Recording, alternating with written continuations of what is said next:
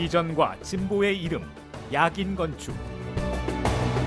1994년 이후 전국의 수많은 교회를 설계, 감리해온 야긴 건축.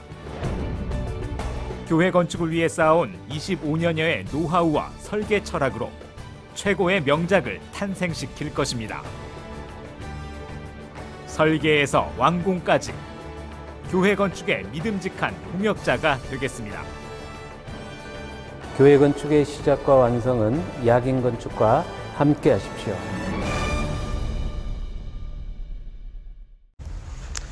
네, 안녕하세요. 오늘은 코로나 시대의 교회 건축의 공간 계획, 이걸 우리 한번 좀 같이 생각해 보셨으면 좋을 것 같아요. 이 코로나19가 이게 백신이 이제 곧 나온다고 하는데, 아마 백신이 나와서 코로나가 또 이렇게 진정이 되면 그보다 더 큰 또 뭔가가 또 나올 거예요. 그러니까 이 코로나는 어떤 의미에서 보면 계속 안고 가야 되지 않나. 그렇다면 이것이 교회 건축을 앞두고 있는 교회들의 공간 계획에 있어서는 어떠한 영향을 줄까? 그리고 코로나19에서는 현재와 다른 공간 배치 계획에 대해서 좀 같이 생각해 봤으면 좋을 것 같아요. 그래서 먼저 코로나 시대에는 성도님들이 교회에 다 모일 수 없는 환경이 되기 때문에 이제 그 부분에 대해서 우리가 좀 살펴본다면 본당의 그 규모가 조금 이제 축소되어지는 경향으로 바뀌지 않을까.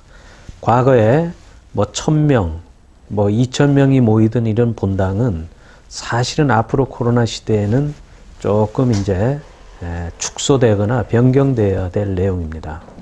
그래서 현재 코로나 이전에 우리 한국교회가 본당이 차지하는 전체 건물 면적의 비율이 약 40% 정도 차지했거든요. 그러니까 만약에 1000평 건축을 한다 하면 약 400평이 본당이다, 이렇게 이해하면 맞아요.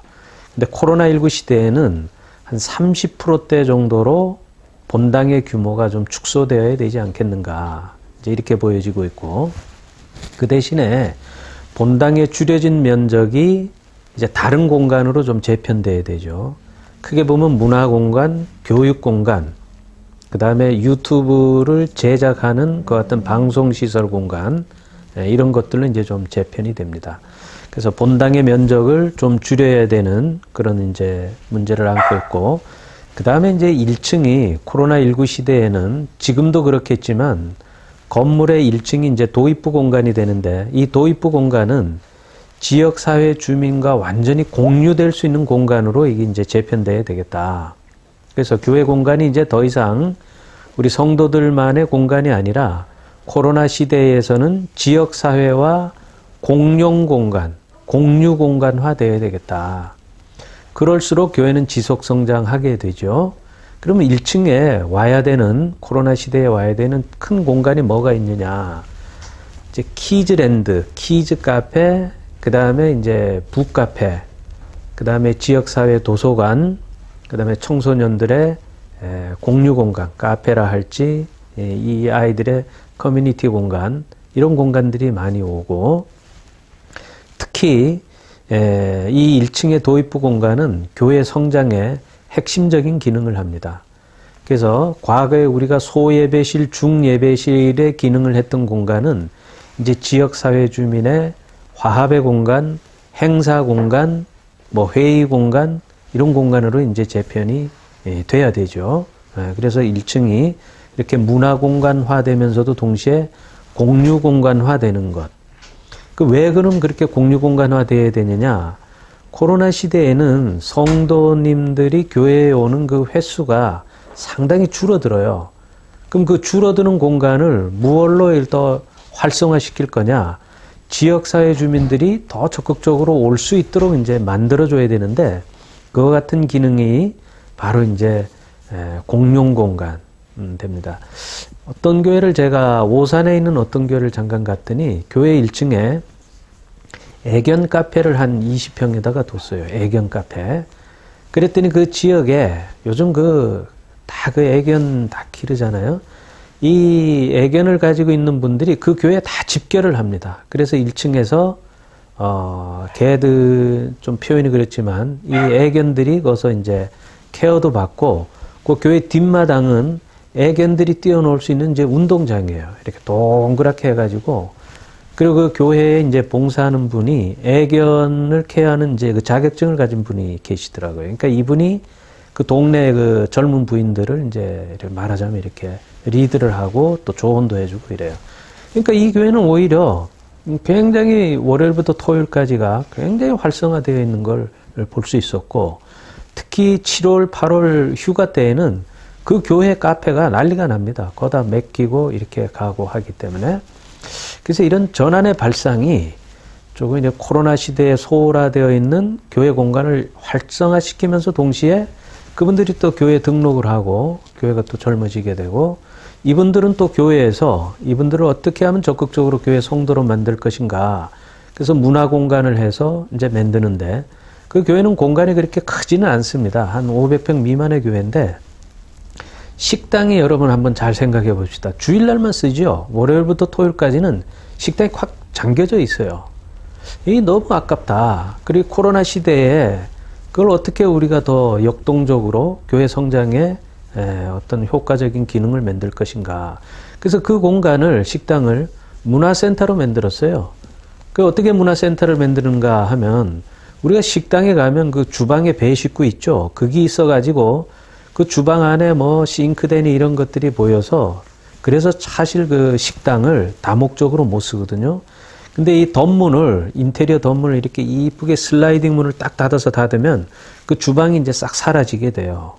그러면 이제 식당은 문화공간이 되는데 문화공간으로 식당을 쓰기 위해서는 보통 건축 초기에 벽 쪽으로 소그룹 공간을 이렇게 쭉 배치하는 것이 좋아요. 대부분 교회 가면 식당이 전부 홀 타입입니다. 전부 이렇게 홀에서 먹는데 그러지 말고 벽 쪽으로 한 3평에서 5평짜리 소그룹실들을 쭉 해놓고 주일날은 거기서 식사도 하고 다 합니다. 그러나 평일날에는 그 소그룹실들이 이제 문화교실도 되고 거기서 교육이 이루어지면 분방교실도 되고 또 식탁을 글로 좀 집어넣으면 청소년들의 탁구장도 되고 발표회장도 되고 또 바자회장도 되고 이렇게 되거든요. 그러면 식당이 한 5개, 6개 용도를 쓸 수가 있거든요. 특히 코로나 시대에는 그런 기능들을 잘 만들어주는 것이 필요합니다. 그래서 그 식당이 본당 다음으로 제일 두 번째로 큰 공간입니다. 교회에서. 이 두 번째로 큰 공간이 텅 비어 있게 되는데 그 식당의 그 중간을 이동식 칸막이 시스템을 이렇게 딱 하면 식당이 작은 식당이 2개가 생기거든요. 그럼 하나는 뭐 연애 공간으로 쓰면 하나는 또 교육 공간이나 이런 문화 공간을 또 다양하게 쓰는 거죠. 그래서 코로나 시대에는 칸막이를 뭐 이렇게 벽돌로 다 틀어막아서는 안 되고 전부 가변직으로 해놔야 됩니다.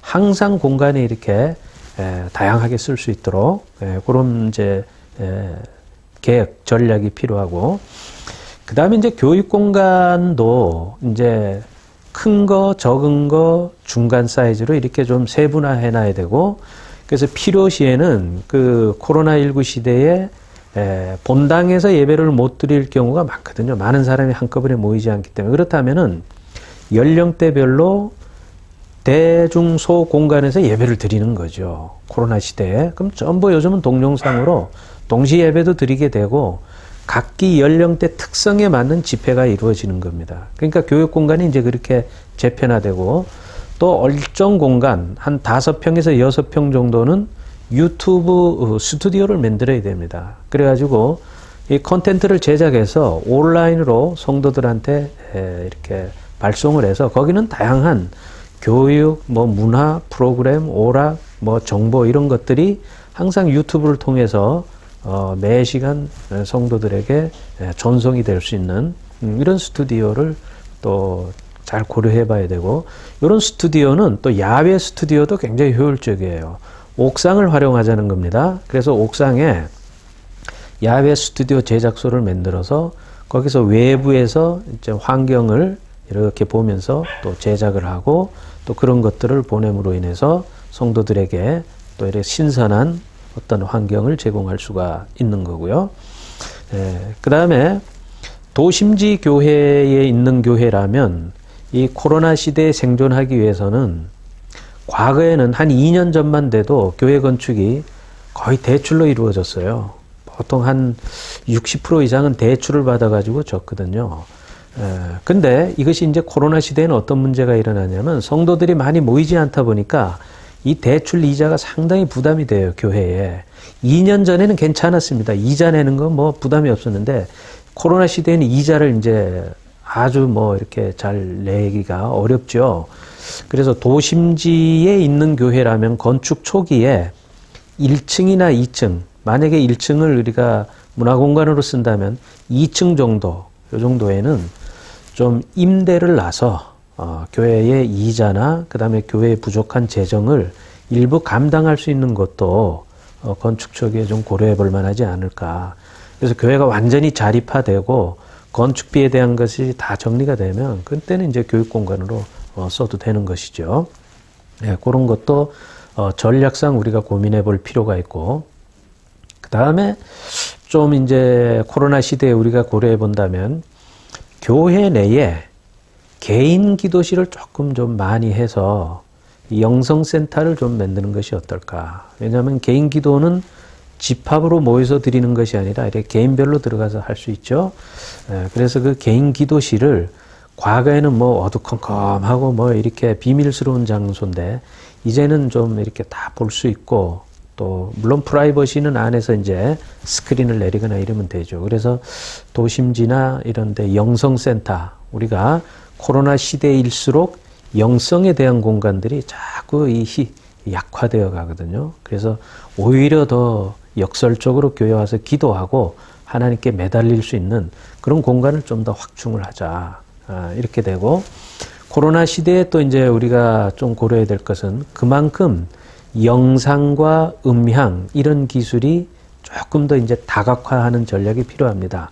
과거에는 우리가 주일 예배를 집중적으로 이렇게 케어할 수 있는 그런 영상 음향 시스템이었다면 지금은 이제 성도들하고 소통하고 전송하고 이런 공간들이 더 이제 활성화되다 보니까 그런 쪽으로 영상이나 매체 기술이 좀 더 이제 또 발전적으로 되어 나가고 있고요. 그 다음에 교회에서는 이런 영상과 콘텐츠 제작에 따르는 어떤 이 봉사 요원들을 또 이렇게 잘 트레이닝해서 앞으로 갈수록은 더 이렇게 온라인으로 어떤 설교나 방송이나 교회의 모든 프로그램이 더 활성화되는 그런 시대로 갈 것이다. 이렇게 보여져요. 그래서 아무튼 오늘 간단하게 코로나19 시대에 건축을 앞두고 있는 교회들이 어떻게 또 코로나를 또 적극적으로 교회 성장에 잘 이용할 수 있는 공간의 유형들에 대해서 또 한번 살펴봤습니다. 아무튼 교회 건축을 앞두고 있는 우리 한국교회 또 우리 교회들에게 성공적인 교회가 잘 완성될 수 있도록 기도드리겠습니다. 화이팅!